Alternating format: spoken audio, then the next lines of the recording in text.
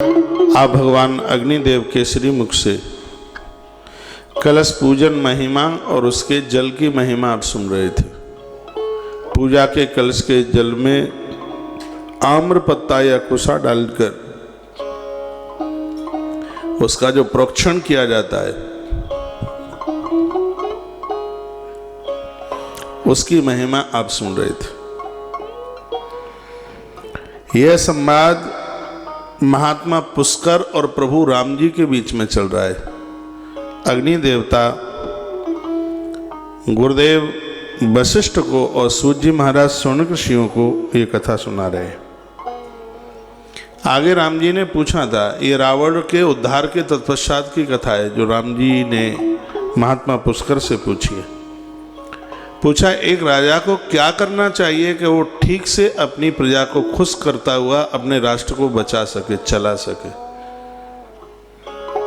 घर के लोगों को, प्रमुख लोगों को ऐसा क्या करना चाहिए कि घर विखंडित न हो, परिवार विखंडित न हो, पूरे परिवार को बांध कर लेकर के चले। जो लोग संगठित परिवार जीवन जी रहे हैं उनके लिए ये कथा किसी वरदान से कम नहीं है। और उन लोगों के बहुत पुण्य हैं, वो बड़े बड़भागी हैं, भाग्यशाली हैं जो संगठित परिवार जी रहे हैं। उसका वर्णन स्वयं भगवान अग्नि नारायण ने अपने श्री मुख से किया है। उसकी महिमा, उसके महत्व का वर्णन किया, सुन लीजिए। सौविशक्त सहामत्यै जयेशिन्नो स्तपोत्तमम् राज्ञा सेनापति कार्यो ब्राह्मणा क्षत्रियो थवा। चाहे वह राजा हो, चाहे किसी संसार में उस परिवार को चलाने वाला कोई मुखिया व्यक्ति हो, उनको ये चाहिए कि वह अपनी सलाह लेने के लिए ब्राह्मणा सहा कार्यो, कार्य को करने से पूर्व किसी जानकार सात्विक ब्राह्मण की सलाह ले।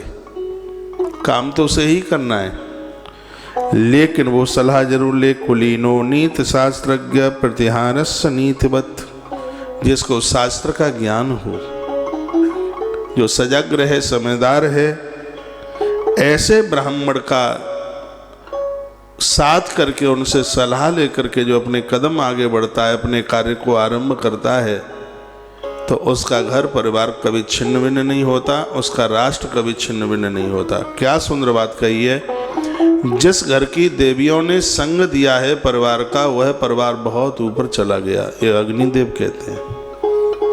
नारी को चाहिए कि किसी भी प्रकार का मद्यपान न करे, धूम्रपान न करे, ऐसे कोई खोटे काम न करे। देखो स्पष्ट लिखा है कि तांबूलधारी ना स्त्री भक्ता कलेशा प्रिया।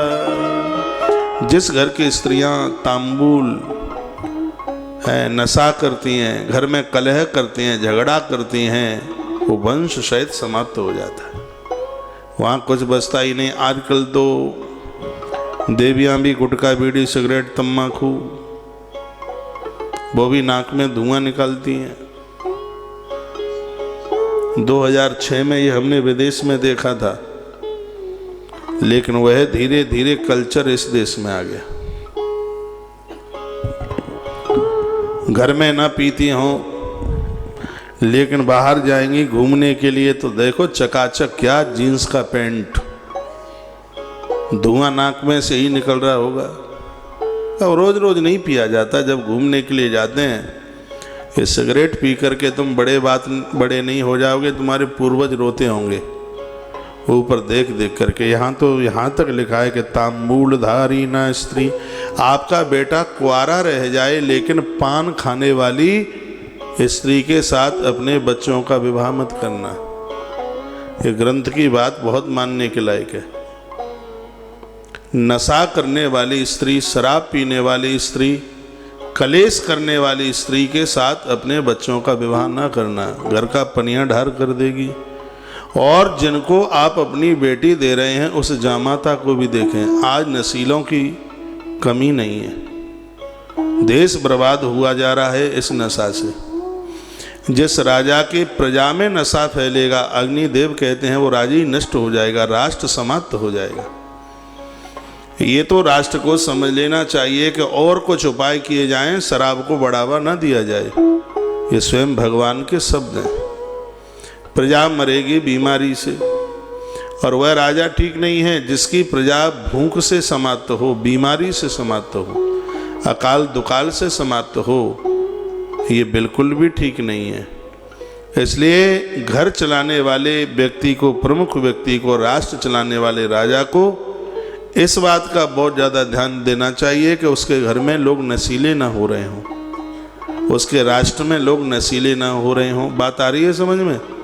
हम तो श्लोक बोल करके बात कर रहे हैं। लिखा है तांबूलधारी न स्त्री भावक्त क्लेशः प्रिया। बच्चे कुआरे रह जाएं और नशा तो बहुत बड़ी बात है। तांबूल यानी पान खाने वाली स्त्री के साथ भी अपने बच्चों का विवाह मत करना। और जो नाक में धुआं निकाले वो तो बहुत बड़ी बात है गई। क्या लिखा है कि ऐसी नशीली स्त्री हो या जामाता हो, ये सुपड़ा साफ कर देंगे, घर में कलह करेंगे, कलेश करेंगे। और जिन घरों में कलेश होता है वहां कोई बहुत बड़ी मौत भी हो जाए तो संशय मत समझना। कैकेयी माता ने कलह किया तो महाराज के प्राण ले लिए। पानी बाद में पिया होगा जब महाराज चला गया होगा ऊपर, ऐसी स्थिति हो गई। कितनी सुंदर सुंदर बातें कही हैं। वह परिवार दिन दूना रात्रि चौगने के रूप में उभरता है जिस घर में लोग ईमानदार होते हैं, चोरी नहीं करते। जिस घर का खजांची बढ़िया है, जिस राजा का खजांची बढ़िया है, उस राष्ट्र की, उस घर की बड़ी तरक्की होती है। श्लोक बोले देता हूँ, नहीं तो आपको लगेगा कहीं अपनी तरफ से तो नहीं बोल रहे। सभासदस्तु धर्मज्ञा लेखको अक्षर विद्वतः। घर में हिसाब बढ़िया होना चाहिए, लेखा जोखा बढ़िया होना चाहिए। एक एक रुपया लिखा जाए, नहीं तो भंडा बैठ जाएगा। ज्वाइंट फैमिली में ज़्यादातर ऐसे मानसिकता यह होती है कि चुराए चुराए के, दुबकाए दुबकाए के धल्ले अलग होंगे तब ये पैसा हमारे काम में आवेगो।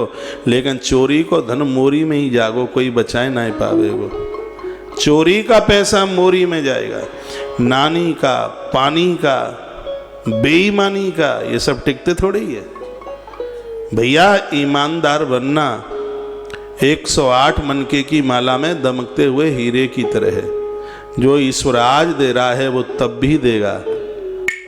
भरोसा रखिएगा, ईमानदार बनिए। जिस घर के लोग, भगवान अग्निदेव कहते हैं लोग ईमानदार हैं, जिस घर की स्त्रियां, जिस घर के पुरुष, जिस घर का खजांची, कोषाध्यक्ष, जिससे पैसा लाकर सब उसी के बाद जमा किया जाता है, वो खजांची बढ़िया है भैया। उस राष्ट्र की और उस घर की बड़ी तरक्की होती है। इस कथा में अग्नि पुराण की कथा की महिमा रही कि इसमें कहानी किससे कम और समझने लायक बातें तो ऐसी हैं जो लगे कि जिससे अगली बात हम ही से कही जा रही हैं, आपसे तो कही जा रही है और किससे कही जा रही है। क्या सुंदर बात कही, आनंद आ गया। रत्नाधिको धनाध्यक्षो। लिखा गया है कुबेर के भंडार में कमी आ सकती है। जिस घर में लोग उठा धराई नहीं करते, बेईमानी नहीं करते, पैसा छिपाते नहीं, उस घर की तरक्की कभी रुकती नहीं। जितना भी खर्चे को चाहिए मांग करके ले लो। जब मांगने से सब मिलता है तो बेईमानी करके क्या करोगे? ये नोट के बंडल अर्थी पर नहीं डाले जाएंगे। जीवन में पैसा सिर्फ काम चलाने के लिए है, काम न रुके। कहाँ ले करके जाओगे उसको भैया? तुम कहोगे कितनों धत देंगे सो लड़का बच्चा बाद में खा तने बैठ गए। तो आप लड़का बच्चों की तरक्की नहीं कर रहे, उन्हें आलसी, उन्हें प्रमादी और उन्हें हरामी, उन्हें तुम धुंधुकारी बना रहे हो। पहले तुम चोरी करो, फिर वे चोरी करेंगे, फिर इनकी औलाद खानदान ही चोर बन जाएगा, डकैत बन जाएगा। ऐसा भूल करके भी मत कीजिएगा। भगवान प्रभु श्री राम की आंखें भर आई, रो पड़े। महात्मा पुष्कर के चरणों में प्रभु राम ने अपना मस्तक रख दिया और कहा, मैं बड़ा बड़भागी हूं, मेरे भाई लोग ऐसे ही है। पितामह भीष्म जिस समय शिक्षा धर्मराज युधिष्ठिर को दे रहे थे, तब युधिष्ठिर भी रो पड़े और कहा कि मेरे भाई भी ऐसे ही हैं। गुरुदेव, जिनके जीवन में छुपाव नहीं है, चोरी नहीं है, कभी। और जिस परिवार में ये सब होता है वह परिवार तो द्वितीया के चंद्रमा की तरह बढ़ता है। संगठित परिवार, आनंदित परिवार। चलो नई घर में बनती है, चूल्हा चौके अलग हो जाएं, हृदय से अलग मत होइएगा, आनंद होगा। धरती आपके लिए स्वर्ग बन जाएगी। ये धरती आपके लिए किसी बैकुंठ से कम नहीं होगा।